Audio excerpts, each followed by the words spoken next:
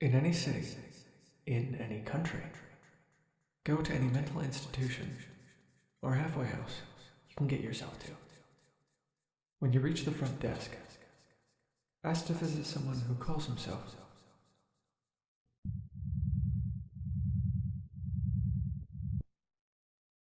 The attendant will choke back a childish giggle and rise from her seat, motioning for you to follow. Do so, but do not show any emotion other than annoyance, for there are creatures watching you, waiting for a chance to erase your mind and make you do their foul bidding. The attendant will lead you through the facility, skipping merrily along and turning down hallways at a whim.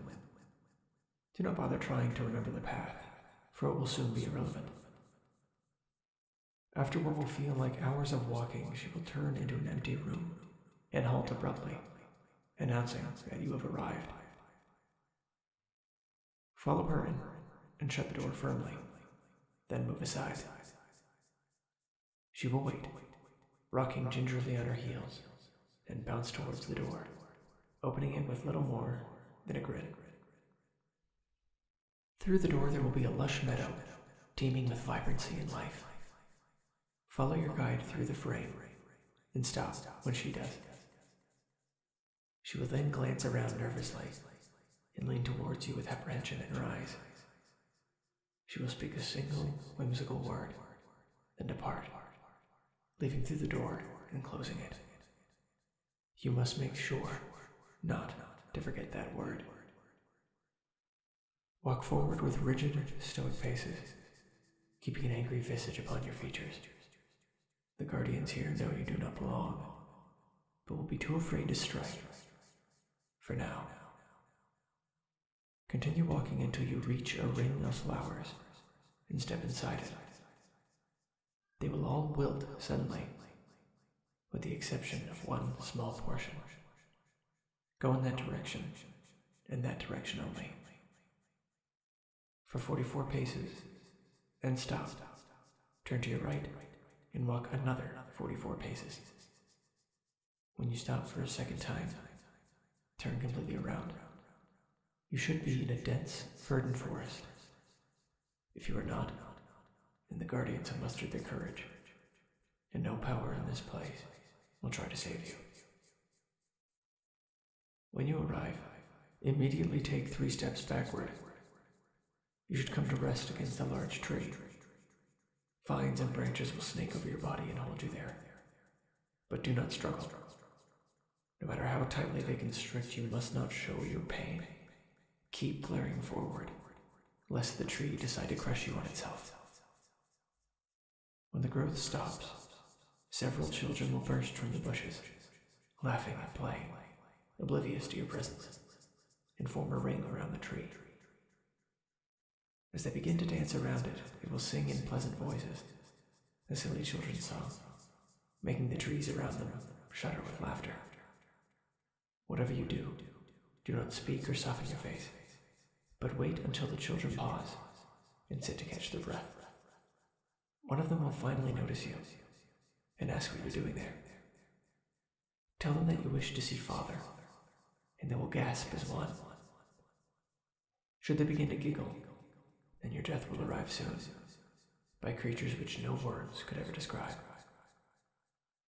Sternly tell them again that you wish to speak with Father, and their leader will hang his head glumly, muttering acquiescence to you. He will stand and walk away, leaving all the others around you. They will begin to speak, to themselves and you, but you must not look at them. Listen to them, or even think about anything they might say to you. They only seek to break your stoic mask and flee their punishment.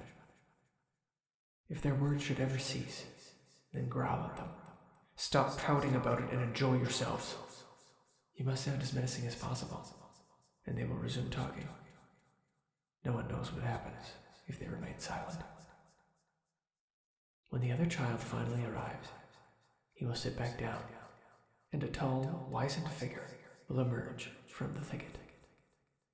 He will stare at you, a gaunt, annoyed face that should match your own. and demands to know why you came here, of all places. Glare at him and ask, does it truly matter? The figure will sigh darkly and begin a long-winded rant about the follies of youth. Stay silent, for he will not take kindly to interruptions.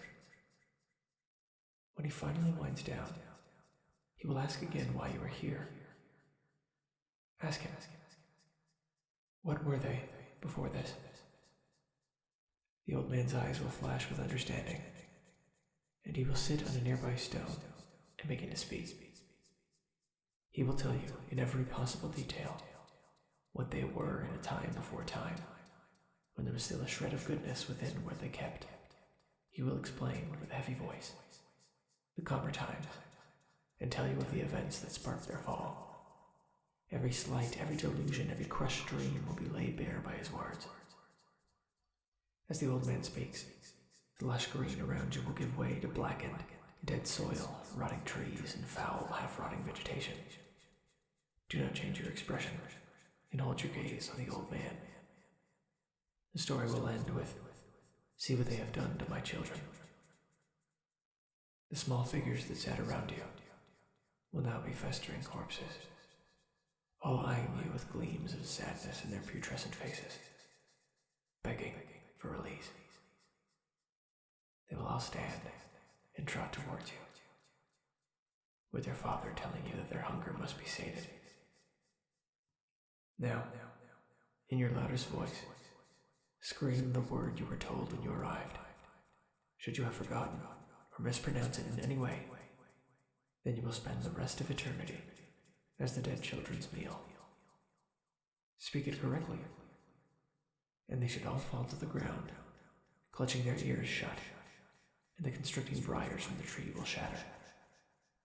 Take the largest piece of wood that you can find, run towards the old man, and stab him in the neck with it.